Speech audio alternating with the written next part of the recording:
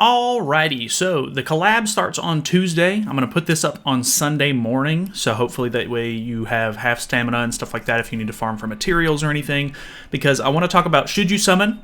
I want to talk about what you can do to prep like gear and stuff like that for the new characters that are coming out, and maybe even work on some of the old characters that we already have that are getting sort of reworked or buffed. And then I wanted to talk about a little bit of the the leaked LR Galland and Skadi stuff, but those are a little bit less important right now, of course. So I'm going to touch on those at the very end. Hopefully, I'll put timestamps and everything if you want to skip to different sections.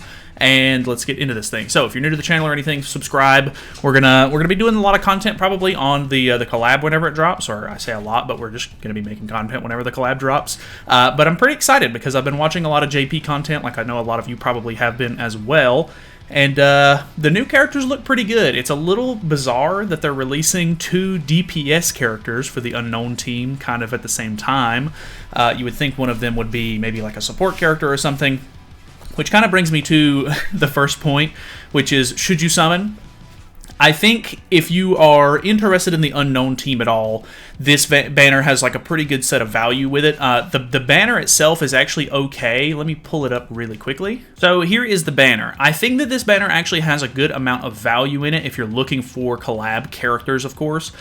They've surprisingly slimmed down on the amount of characters that are actually in the banner. So you have 6 collab characters, of course, and then you have 1, 2, 3, 4, 5, 6, 7 characters that are not collab. So you almost have a 50% chance of when you pull an SSR, it could potentially be a collab character, which is nice. You have a 1% rate to pull either of the new characters, which is it's very low. The game has always had low rates, but it's better than most banners, I would say. There's a couple of decent unfeatured pulls, but for the most part, you're probably going to be looking for the actual characters themselves. The one caveat is they're giving out a free copy of Raftalia and a free copy of Kizuna, so if you're planning on summoning maybe just like one rotation, if you pull... Like, if you already have Raftalia and Kizuna, for example, and you pull an extra copy of one of those characters, or like maybe 2 copies of one of the new characters, you could potentially use those 3 coins that you're going to have to trade for the other character and get this, get both of the new characters in one rotation. So that is kind of nice. For the most part, I think that the new characters look pretty good. Glass actually seems a little bit underwhelming comparatively because Fitoria, it just seems like she's so much better in terms of just like doing big consistent damage. So I think that she's going to be the big ticket item. Fitoria does seem a little bit more dupe dependent on her ultimate. Like there's a lot more things that scale. So I think if you're going to summon, like, a lot of people don't have gyms right now. It's been a very hectic year so far. There's been a lot of festivals and stuff. A lot of like, I don't want to say must summon characters, but like really good characters that have come out that people are going to want. So if you don't have gyms, by all means, like you could probably skip this thing. If you're a big unknown fan, you might want to summon. If you're a big collector, you might want to summon because collabs typically are, pretty collector heavy. All of the costumes, unfortunately, are going to be paywalled if they're UR rarity. If you are not aware or you're a newer player, all of the collab costumes that are UR grade are paid only. You cannot get them for gyms. The collab should last for 3 weeks, I think, but even after the 2 weeks that they typically have a cooldown for, and then you can buy them for gyms, that's not a thing with collab characters, unfortunately. They're extremely pay to win. So I'm not a big fan of that, but it's just the way that it's always been. So do be aware that if you're going to summon on this thing and you can't necessarily fully invest into these characters if you're a free-to-play player. So that is a big issue. So I would say it's a 50-50 kind of. If you're interested in unknowns at all, it's got decent value. Or if you're a human main, you could potentially do one rotation if you don't have Naofumi, because he is now getting converted into a human support character. So that is also something worth noting. But that's pretty much it for the should you summon stuff. I would say if you like unknowns, go for it. If you don't like unknowns, definitely don't go for it unless you just want to summon for Naofumi. But it just depends on if you summon for the first collab as the time it came out. So this is the part 2.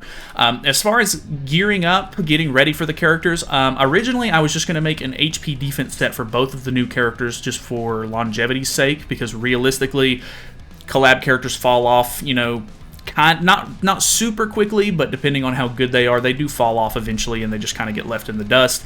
This is the first collab that's come out that already has holy relics invested into it, so they're actually buffing the old characters, which makes those a little bit more valuable. If you either already have those or you don't have them and you got to pull for them, some of them could be better.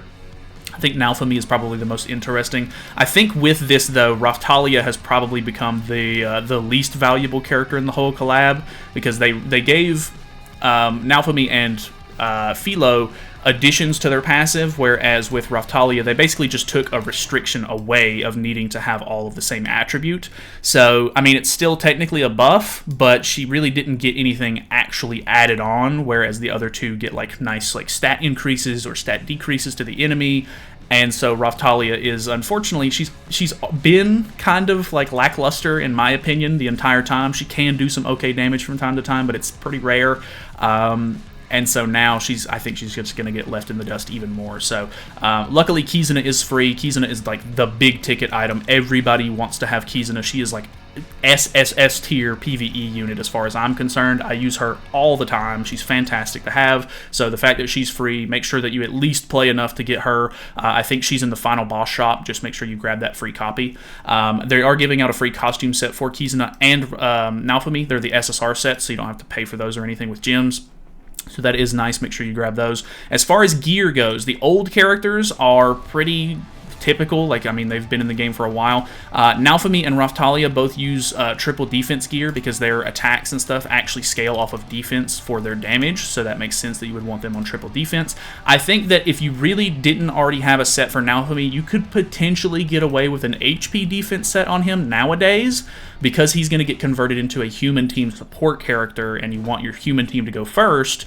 You could maybe just use an HP defense set on him, rely on him more as a tank instead of an actual damage dealer. Obviously, if he doesn't have as much defense support, his damage is going to drop off a little bit, but for the most part, I think he does a really good job of tanking. His Holy Relic gives him a revive.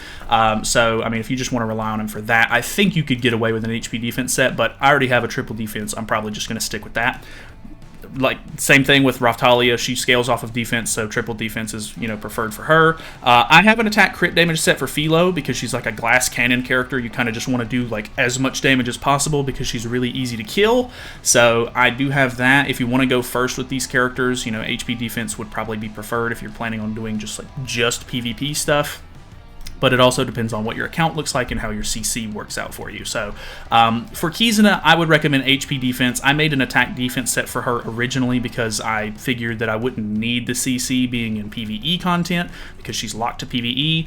But realistically, she doesn't really do a whole lot of damage anyway unless you're using her ultimate, and that's pretty few and far between because you're basically just using her for her passive to gain attack-related stats and stuff like that from the Holy Relic. So I would recommend HP defense. I was originally going to make double HP defense for the new characters, but after seeing Glass's performance, I think I'm going to give her the HP defense set, and then Fitoria looks like she can actually deal out some really heavy damage, so I think I am going to go attack crit for her. If you want to go for just box CC, HP defense is probably best, but as somebody who doesn't really need to push for box CC anymore, I don't really care about min-maxing or anything like that. I'm going to go attack crit just to see how much extra damage I can get out of her. I don't think Glass is going to be as used on my account, so I'm just going to give her the HP defense set. By all means, if you want to go with her as your main DPS, build an attack crit, whatever you want to do for her.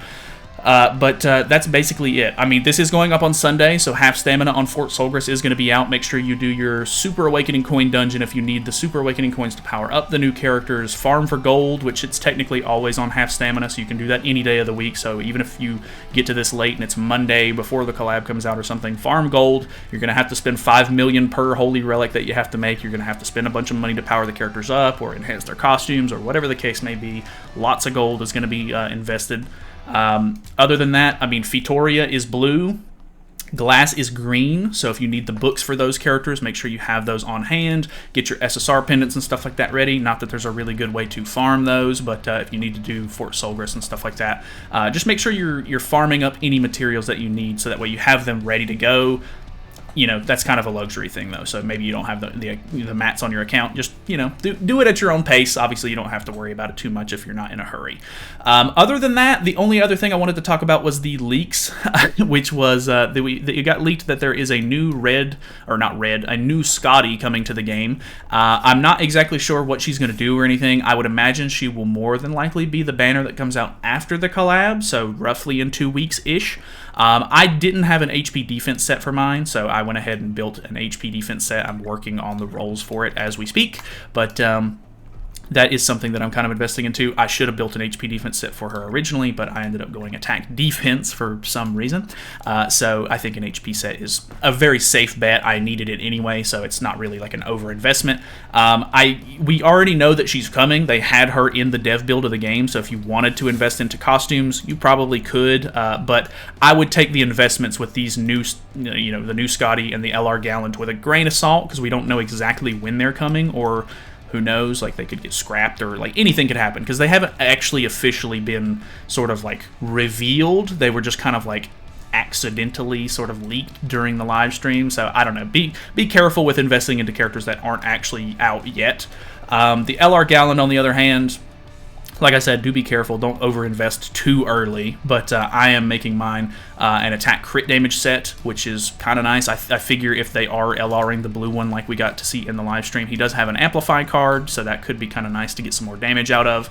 And then I did go ahead and buy a couple of extra costumes for him and enhance those, because even if he's a decent link for some characters, and if he does get an LR character, the costumes will go a little bit, of a long way to try to help him sort of min-max a little bit and get more CC and all that. So that's basically the only other things that I've done. So if there's anything else that you're doing to prep for the collab, leave a comment down below. I might need to do it myself or help other players out trying to sort of like prep for the collab that comes out. But yeah, I am very interested. This is coming out on Sunday, so the patch notes should be out later tonight. I will do a video on that, and then we will live summons for the characters on Monday night whenever the banner drops. So feel free to subscribe, all that good stuff. Stick around, hang out with us. We'll be making videos on the new stuff. If you have any suggestions for content or anything, you can always leave those comments down below as well. If it's something that I'm, actually very interested in or something like that, I'm more than happy to make videos on stuff. So yeah, that is pretty much it from me. So thank you guys so much for watching. Hopefully you guys enjoyed it. Subscribe. I will see you guys tomorrow.